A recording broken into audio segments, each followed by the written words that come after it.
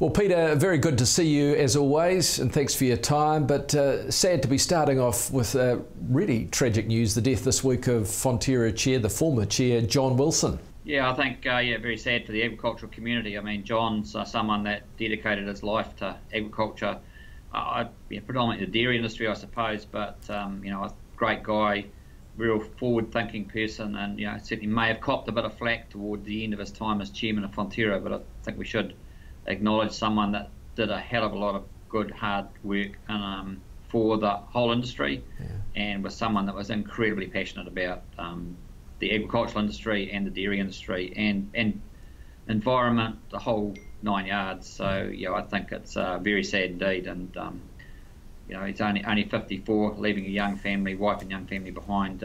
Very tragic for everyone, but I think we should just acknowledge what a great guy, what a great contribution he made to agriculture. And Peter, you knew him very well, and you would be aware of the hours that he put in travelling up and down the country, and of course travelling around the world. Yeah, I certainly did. I knew him certainly in my Fonterra days, knew John very well, known him for many years, and travelled with him often to different parts of the world when I was working in a global role for Fonterra. And he spent a lot of time away from home, a lot of time even in Auckland with the Fonterra role. It's very sad when he's done all those things and then comes back, steps down, and then it was less than 12 months since he stepped down. So very sad. But I've come back to, as an agricultural community, as a New Zealand community, we should just acknowledge the amount of personal time and hard work he's put on. Moving on to the heat wave, which is the topic at the moment, it seems everywhere. It continues. Has it affected the markets in any way? It probably has affected the amount of stock coming out, particularly in the North Island. We had a catch up with the team yesterday, and we've seen the North Island stock starting to really move. Probably people fearful of drought, or not so much drought, but a dry spell, I suppose. We've had a great season, now suddenly it's turned very hot. It's hot right across big parts of the country. I mean, the other night here in the Waikato, it was 29 degrees at 8 o'clock at night, so that's really unusual. So very hot, but there's a lot of feed still around, Mark, and people still utilising it, but people probably taking some cautious approaches to destocking. The interesting thing is that the lamb kill is way behind what it has normally been for this time of the year. And I think part of that's been just the amount of feed around, people putting more weight on. But every indication now is that certainly lambs and fat cattle are starting to really flow.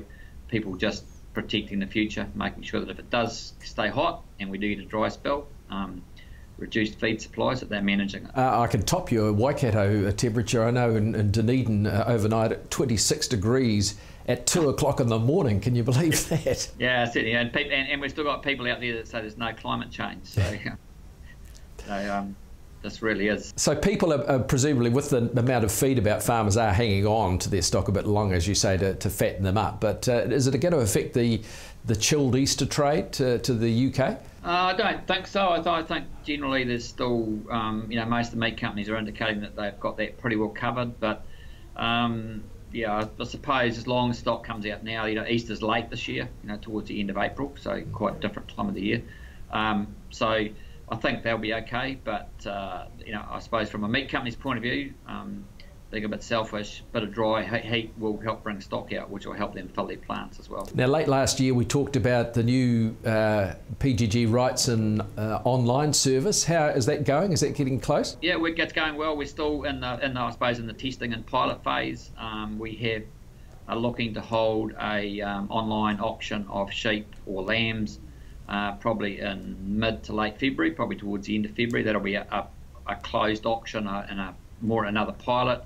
But we're certainly on track to launch, and we'll be a full launch probably around mid-March, I would say, at this stage.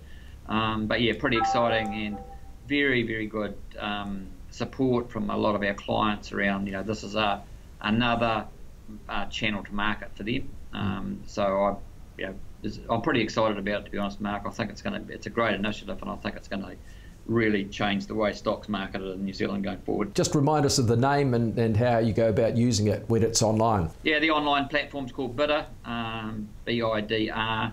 It's if people want to go to the website, they can actually find some more information about it. It's bidr.com. There's not a lot there yet because, as I say, it's a pilot, but there is some information. They can get a bit of a feel for how it works. So And there's also an 0800 number there, I think, to contact the bidr team if they want to have a discussion about perhaps using it in the future.